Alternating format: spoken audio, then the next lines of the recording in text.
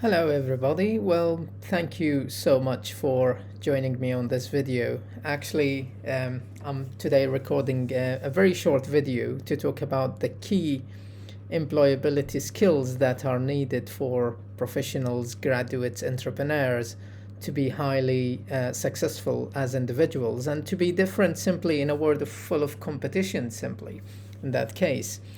Um, well, first of all, I would like to introduce myself. My name is Dr. Hussam Helmi. Actually, myself, I'm an associate professor in management and education and a trainer actually for managers and teachers who are aspiring to be teachers in primary schools, secondary schools, and higher education as well. So I do a lot of research on the subject matter of employment and employability, as well as other trends in business, including things such as the use of technology. So today I would like to give you a very short understanding on key skills that are actually trendy right now for people to be successful as professionals, graduates. You could call them as entrepreneurs if they are aspiring to run their own business, or it could be trainers who would be training others in this case. So I'll start with skill number one. And to be fair, wherever you look, wherever you read, you will always find out communication skills being always branded as number one. And when we say here communication skills, you have to think about the ability to communicate in traditional or non-traditional forms. And the traditional forms here in this case would be the ability to have a face-to-face discussion, for example, or a confident, constructive feedback taking or given. Um, Traditional forms of communication also reflect around key things such as body language, eye contact, handshake. These are all forms of communications. And you could add the written communication element as well. But when we're looking into the digital communication skills, I think that is also being vital in the case of being a very contemporary, modern, attractive professional who can also use digital tools to reach out, especially when you're thinking about the ability to find jobs, the ability to network with others. Therefore, the ability to use online digital platforms becomes a priority and very important. You can look into a lot of different platforms such as LinkedIn or other social specific platforms that are relevant to networking and finding jobs. So the ability to communicate digitally is actually number one. Number two skill would be the ability to have what you would call as self-learning. And when we're talking about self-learning, it it is more relevant to your own ability to think about your key strengths and weaknesses by you being aware about yourself in a way. Or, in other words, it could be by you being able to establish a vision for yourself. And that is also very important. So, being self aware is actually a good starting point to know where you want to go or which sort of vision you would like to follow. So, communication skills, being self aware, or being able to self learn. Number three, I would bring the ability of being able to achieve certifications or qualifications, and that goes around what you would call degree attainment and classification. So this becomes very important, but actually I'm not placing this as number one. It is one of the requirements. In many cases, actually, employers might not ask for a degree, but rather they ask for your ability to show evidence that you can do the job. And therefore, many people now would be willing to do what you would call short courses or professional courses to supplement their degrees or to maybe rely on them as a standalone qualifications. So therefore, don't only think that your degree will be everything. It is part of the requirement in a way, but it is not everything that can make you successful as a professional. Number four, you're looking at the ability to socialize, or I would call it socialization. And in this case, it is your ability to engage, integrate, and network with others. And as you know now, pretty much everything is happening online. Therefore, you have to think about building an online profile, building an online brand that can simply make you stand out from the crowd. So, your ability to communicate, socialize, come together hand in hand, but you have to think very carefully about that brand, because this is how employers find you, this is how professionals connect with you, and this is maybe how you can get your own clients in a way. Number five, your ability to remain up to date with your knowledge. And that includes your ability to find information beyond what you would call the formal arrangement of education. And this goes around your own ability to read and discover or investigate or explore what is happening around you, around your own surrounding, by reading and simply spending time on reading.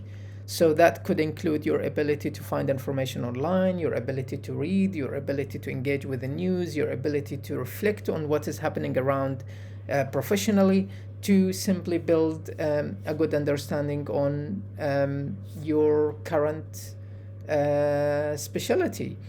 But also you might want to extend your own understanding on other subjects such as technology. And I always say this in every meeting I speak to others. You know, if you manage to combine your own specialty with technology, you might be very, very successful, given that everything is about technology right now.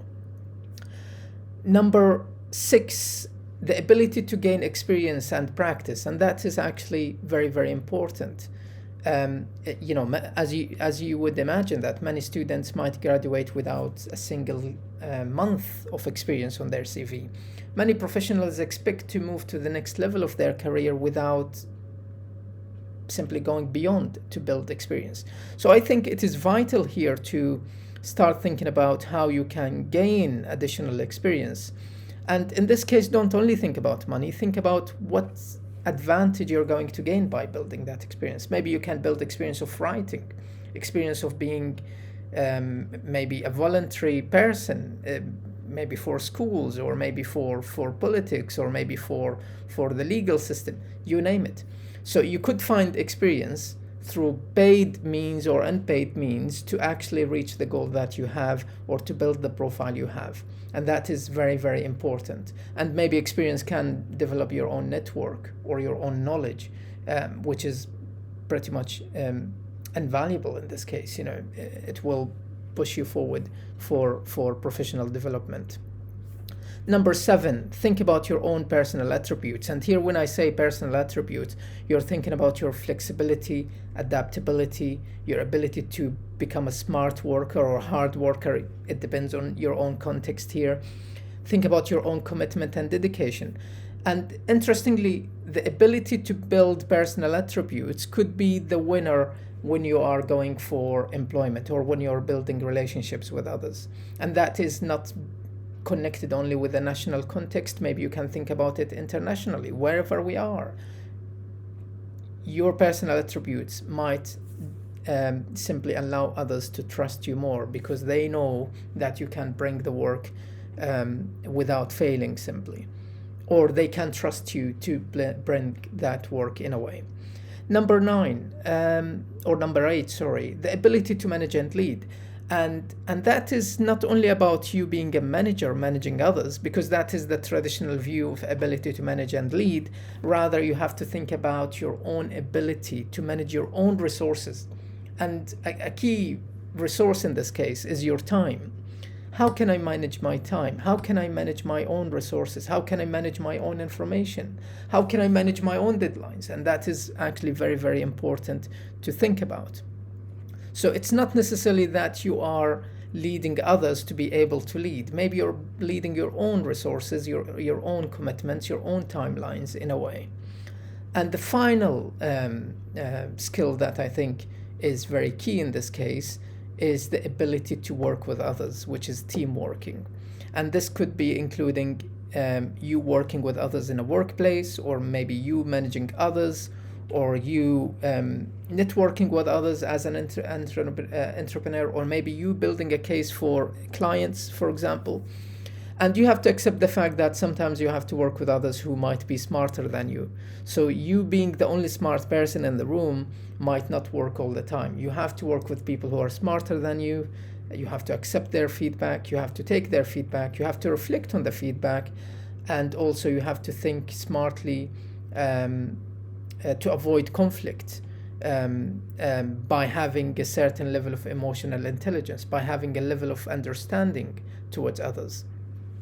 So this is not an exclusive list of what I think is very important for employability, but rather it is a reflection of what could be needed for professionals, graduates, students, entrepreneurs to be very successful, to build the skills they need to move forward in their profession. I would be very happy if you raise any questions in the comment section, or simply give me any suggestions for any possible videos that you would like me to highlight on. As I said, my specialty is to look into management and education, and engage with a lot of people in the cases of management and education. It's always very interesting to think about this, as people in many cases would think that the qualification only might be everything to be successful, but rather it is you and your own skills and your ability to deal with others, which would be pretty much around communication and building that social context. Remember something, you are a brand, and you have to pretty much preserve that brand or develop that brand in a way that would be simply attractive to others, where you can build the trust to a level where you think it can push you as a successful professional. So I have enjoyed speaking to everybody, and as I said, please subscribe, join this group or channel to receive any new updates. Thank you so much, everybody. Thanks.